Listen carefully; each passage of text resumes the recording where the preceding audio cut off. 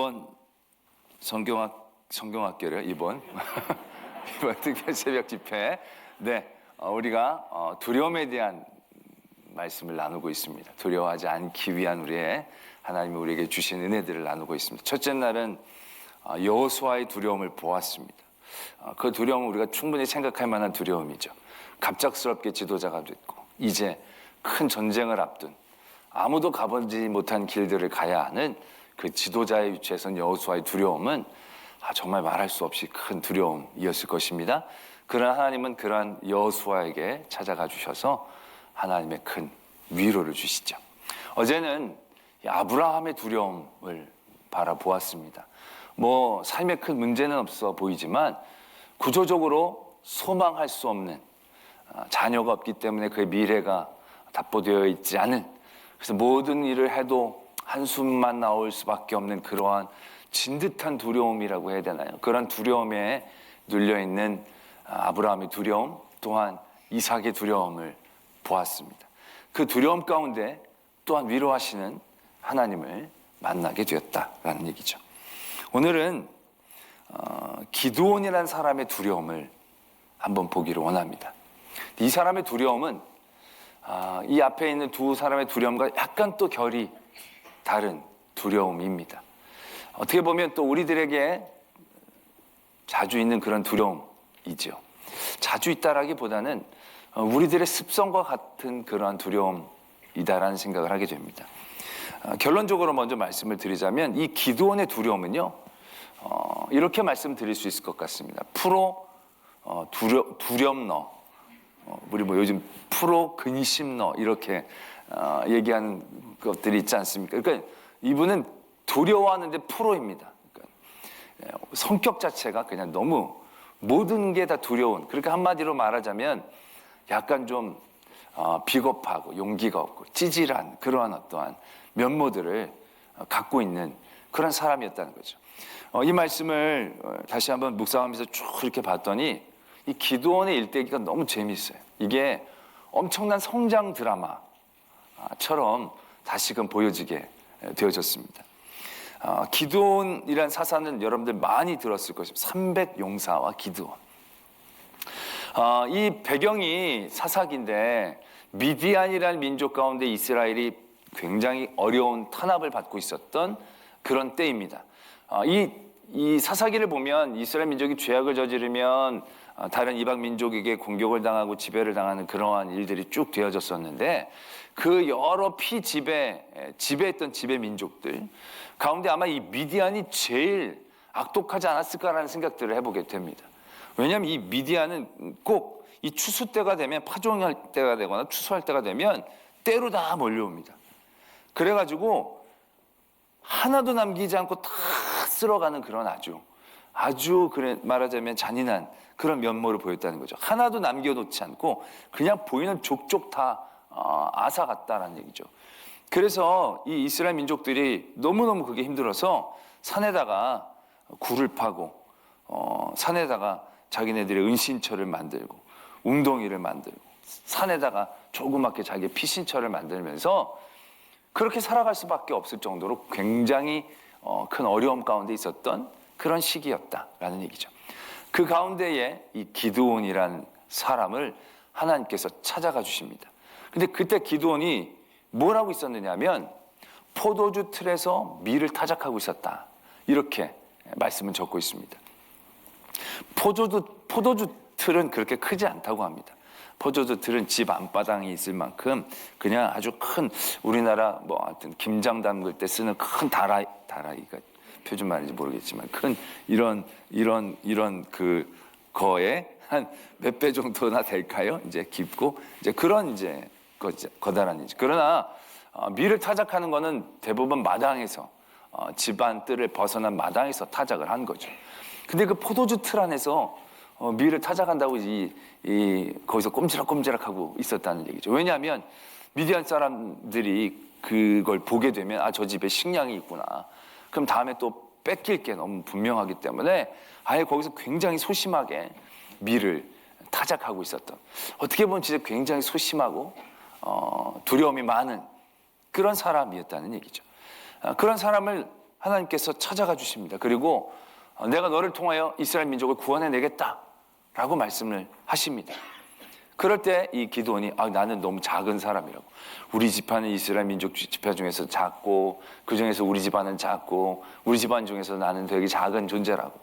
그때 하나님께서 그래도 너를 통해서 내가 구원을 이루겠다라고 말씀을 드렸더니 이제 우리가 잘 아는 기드온의 이 특성이 나옵니다. 기드온의 특성이 뭐냐? 성경에서 가장 많이 하나님을 시험한 사람.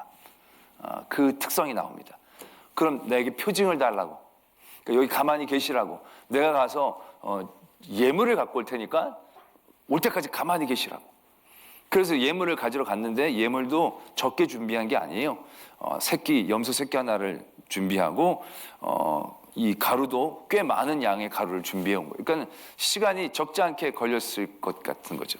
그 시간 내내 하나님의 사자가 기다려 주신 거예요. 그래서 이 기드온이 그것들을 다 펼쳐놓고 이제 제사를 드리려고 했을 때 여호와의 사자가 지팡이를 탁 내밀었더니 순식간에 타버린 거예요. 그 표징을 딱 분명하게 준 거잖아요. 이게 정말 하나님이 나를 부르셨구나. 이분이 하나님의 사자이구나. 너무나 확실한 증거를 얻을 수 있어요. 그때에 이 프로 근심너의 특징이 나온다는 거죠. 그러고 났을 때 기드온이 이렇게 얘기합니다. 슬프도소이다.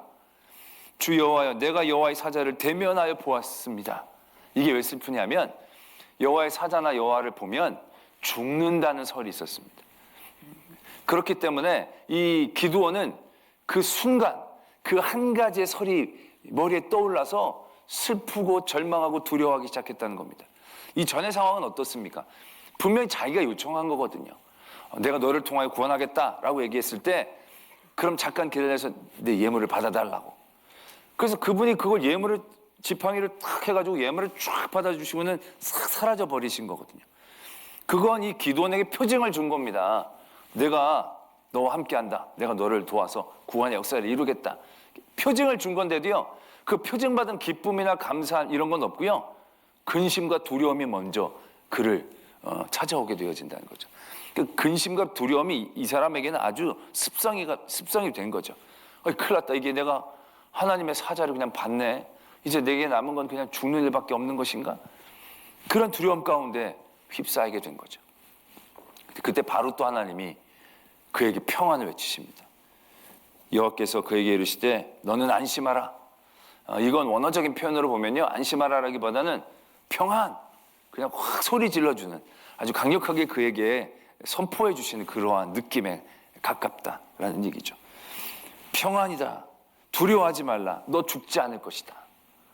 이 얼마나 이 기드온이 그 두려움이 극심했으면 하나님이 바로 개입하셔서 그 두려움을 이기게 해주시고 그를 다시 정신 차리게 해주신가라는 것을 우리가 볼 수 있는 거죠. 그 다음에 기드온이 하나님을 위한 제단을 거기에 쌓게 되어집니다. 그리고 나서 이제 기드온의 일들이 이루어집니다. 하나님께서 기드온에게 너희 아버지에 있는 바알과 아세라 상을 없애라. 그랬더니 이제 이 기드온이 그 바알과 아세라 상을 없애게 됩니다. 그러나 낮에 하지 못합니다. 왜? 약간 두려웠거든요. 낮에 하다가 사람들에게 걸려서 맞아 죽을까 봐 밤에 그 일들을 행하게 합니다. 아직까지 그 마음의 두려움들이 남아 있게 되어지는 거죠. 그리고 하나님께서 그에게 하나님의 영을 주셔서 미디안이 공격해 왔을 때 군사를 모으게 합니다. 그때 군사들이 엄청 그에게 많이 모이게 되어졌다라는 얘기죠. 그런데 그때 다시 기드온의 이 두려움증이 발발하게 됩니다.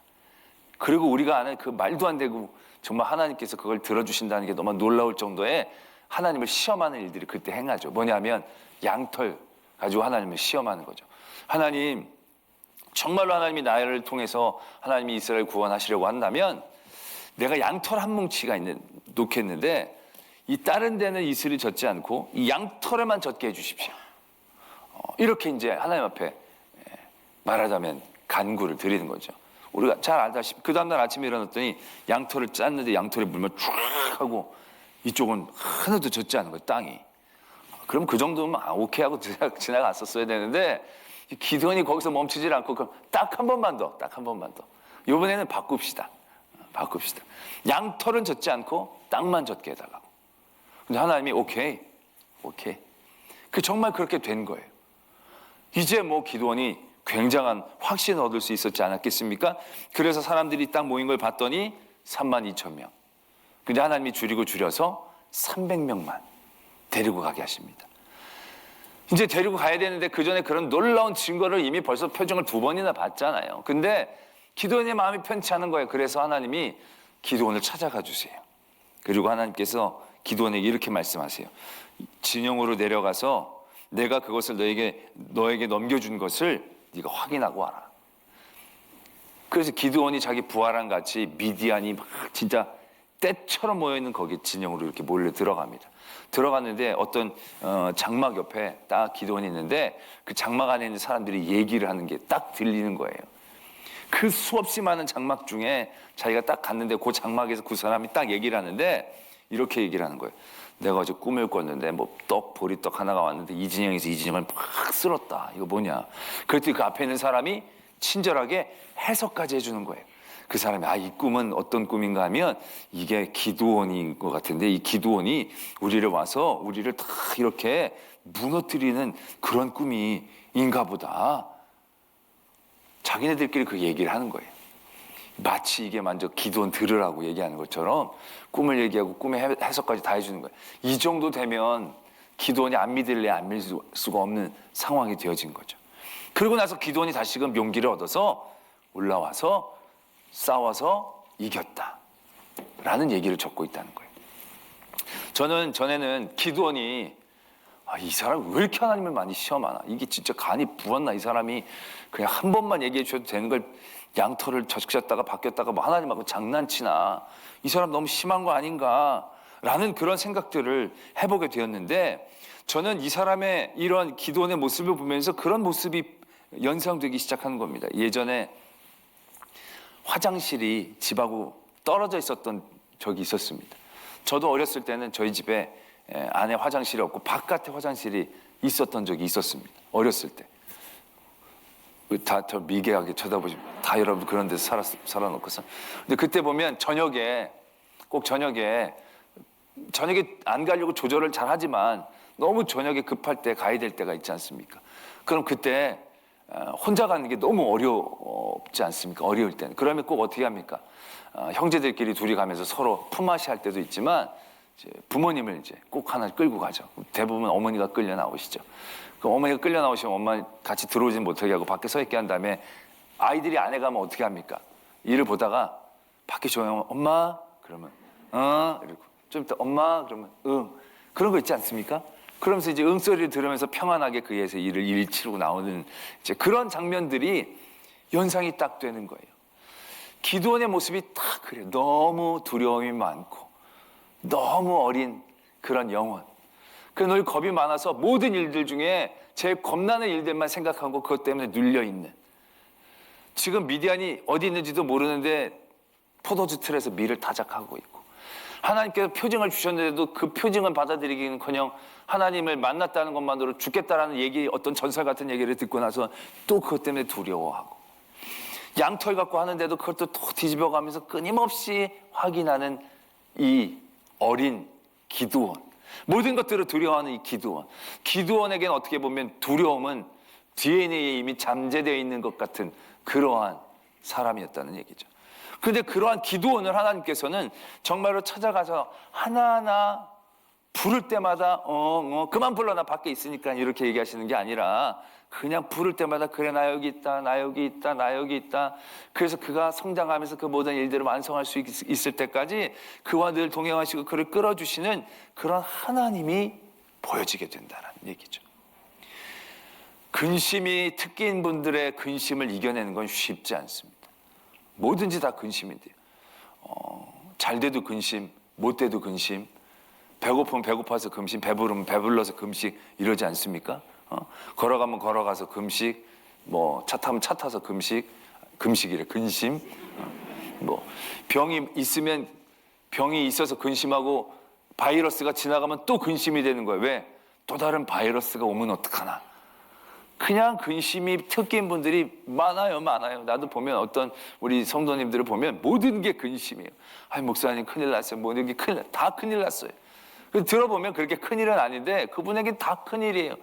개가 밥을 안 먹는 것도 큰일이고, 개가 너무 짖어서 그게 큰일이고, 애들 큰일은 정말 큰일이고, 자기가 조금만 속이 더부룩해도 이게 뭔가 이 안에 암덩어리가 있지 않나 근심이 되고, 이게 인간의 연약함과 부족함의 모습이라는, 기도원이 다 그런 사람이에요. 그에게는 하나님께서 큰 용사라고 불러주시고 나중에도 전쟁할 때 보면 되게 전쟁을 잘하거든요. 싸움을 잘 싸우는 사람인 것 같아요. 그러나 그런 모든 것들이 있어도 두려움의 병이 그 안에 있으니까, 그 두려움에 짓눌려 있으니까 아무것도 못하고 숨어있는 존재밖에 될 수 없었다는 거죠. 하나님이 그에게 주신 게 많은데 그 두려움이란, 근심이란 것들에 쌓여서 아무것도 하지 못하는 그런 연약한 존재, 그의 두려움을 하나님께서는 하나하나 일일이 만져주시고 깨우쳐주시고 응답해 주심을 통하여 그를 이렇게 세워주시는 기드온의 성장 과정이 이 기드온의 사건이 된다는 거죠. 그것은 또한 우리들에게 주시는 하나님의 귀한 은혜의 사건, 우리들에게 지금도 역사하고 계시고 그렇게 해주시기를 원하시는 하나님의 사건인 줄로 믿습니다. 하나님이 그 기드온을 어떻게 해결해 주십니까? 만나주시고 찾아주시고 하나님과 그의 평화로부터 그 두려움을 이기게 해주시죠. 그래서 여호와 샬롬이라고. 이 기드온이 제일 크게 느꼈던 처음에 그 두려움은, 하나님이 나를 죽이실까? 이건 걱정도 팔자라는 어떠한 모습이겠죠. 그러나 그의 연약한 부분 가운데서 하나님은 나는 너를 평안해, 나는 너와 평화야, 나는 너를 절대로 버리지 않아. 그런 하나님과의 평화에서부터 그를 세워가기 시작한다는 것입니다. 그리고 나서 이 기드온이 막 하나님의 시험을 많이 했지만, 이 기드온이 막 하나님을 시험한 것 중에서 굉장히 잘하는 중심 하나가 있어요. 그게 바로 뭐냐면, 그가 시험을 해도, 그가 간구를 해도 하나님과 자기의 관계 안에서 그걸 위해서 집중했다는 거예요. 미디안이 어떻게 되는 걸 보여달라? 뭐 하늘의 징조를 통해 내가 뭐 어떤 상황이 좋게 되는 그런 징조를 내게 보여달라, 그게 아니라 정말 하나님이 나를 사랑하시는 겁니까? 정말 하나님이 나를 붙잡고 계시는 건 맞습니까? 하나님 정말 나를 도와주시는 것이 맞습니까? 하나님이 나를 도와주시는 게 진짜 맞습니까? 이걸 알기 위하여 그는 끊임없이 집중했다는 거죠. 정말 하나님께서 나에게 은혜를 주시면 내게 표징을 주십시오. 잠깐만 계십시오. 그리고 막 예물을 준비해서 그와의 관계를 더 확인하고 싶어 했다는 거죠. 그가 죽겠다고 생각했을 때에도 하나님 너 평안이라고 얘기했을 때 그가 세운 건 제단이에요. 제단을 통해서 그 일들을 했다는 거죠. 그리고 나서 그가 처음으로 하나님께서 그에게 주신 명령은 바알과 아세라를 깨트리는 거예요. 그런 우상과 이방 신을 깨트리면서 하나님의 관계를 더욱더 집중해 나가는 그의 모습들을 발견하는 거죠. 양털 적는 거, 이것도 보면 다른 게 아니라 정말 하나님 나를 도와주시는 게 맞습니까? 나와 함께 하려는 게 맞으십니까? 하나님과 나의 관계를 끊임없이 그는 질문했고 궁금해했고 알기를 원했고 시험했던 거예요. 다른 어떤 내 인생의 뭐 안녕과 복이 아니라, 내 진정한 승리가 중요한 게 아니라 정말 하나님이 나를 도와주시는 게 맞습니까? 그 관계를 알려고 애썼을 때 하나님은 끊임없이 그걸 알려주신 거예요. 여호와 샬롬이라는 거죠. 내가 너와 함께한다 라는 것을 알려주고 계신다라는 것입니다. 이것이 걱정이 팔자인, 걱정이 우리의 특기인 모든 분들에게 분명히 도전되어져야 하나님의 은혜의 시작이라는 것입니다. 모든 게 다 걱정이고 모든 게 다 근심거리예요. 그럴 때 그런 근심에서 우리가 어떻게 벗어날 수 있느냐? 딱 하나에 집중하고 거기에 알려고 끊임없이 물어봐야 돼요. 하나님 나 사랑하는 건 맞냐고. 하나님 내가 죽냐고 안 죽냐고가 아니라, 내가 벌 수 있냐 안 벌 수 있느냐가 아니라, 애가 들어갈 수 있느냐 안 들어갈 수 있느냐가 아니라 하나님 나 사랑하는 거 맞냐고. 이건 끊임없이 물어보셔야 한다는 거예요. 이건 끊임없이 시험해도 된다는 얘기예요. 하나님이 그렇게 시험하는 건 뭐락하시지 않는다는 거예요. 다른 게 아니라 정말 하나님 나 사랑하시는 건 맞습니까? 여러분들 가정에서도요, 사랑을 하려면요 끊임없이 물어봐야 돼요. 남편에게 여보 나 사랑해? 여보 나 사랑해? 이거 안 묻는 게 문제예요. 뭘 말하지 않아도 안 말하면 어떻게 알아요? 끊임없이 사랑을 하나님한테 확인받고 싶어하면 하나님은 확인시켜 주신다는 것이죠. 다른 건 몰라도 내가 너를 사랑한다는 것만큼은 하나님이 분명하게 우리에게 늘 고백하고 싶어 하시는 우리의 평안의 시작이다라는 거죠. 샬롬의 시작은 거기에 있다라는 거예요. 빌립보서 4장에 보면 아무것도 염려하지 말고 모든 일에 기도와 간구로 너희 구할 것을 감사함으로 하나님께 아뢰라. 그리하면 모든 지각에 뛰어난 하나님의 평강이 그리스도 예수 안에서 너희 마음과 생각을 지키시리라. 걱정과 근심이 많으시죠. 그때 그 걱정과 근심을 이겨내기 위해서는요, 끊임없이 물어야 돼요. 하나님 나를 도와주시는 게 맞죠? 하나님 나를 사랑하시는 게 맞죠? 하나님 나를 사랑하신다면 그 사랑을 알게 해주세요. 그게 막 돈이나 막 건강이나 문제나 해결하는 것, 그런 것들을 바랄 수도 있겠지만 중요한 건 그것들을 얻기 위함이 아니라 하나님이 나를 사랑하시는 것에 대한 확신을 얻기 위한 우리의 끊임없는 기도와 간구, 그것이 이루어질 때 하나님께서 우리의 마음과 생각을 지키시는 거예요. 그러면서 막 파도가 치고 난리가 나도 하나님이 내 마음에 평강을 주시는 거예요. 그래서 내가 너를 사랑하니까 걱정하지 말아라. 기드온의 전쟁을 보면요, 하나님께서 기드온이 하나님에게만 집중하도록 하시는 그런 훈련인 거예요. 다른 모든 기름기를 빼고 정말 하나님과 함께만 한다면 모든 게 된다는 걸 알게 해주시는 그런 역사인 거예요.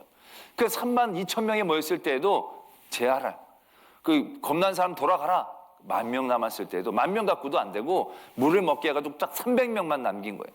300명만 남겼지만 300명도 어떻게 전쟁을 하느냐, 무기를 지어준 게 아니에요. 나팔하고 항아리하고 횃불하고.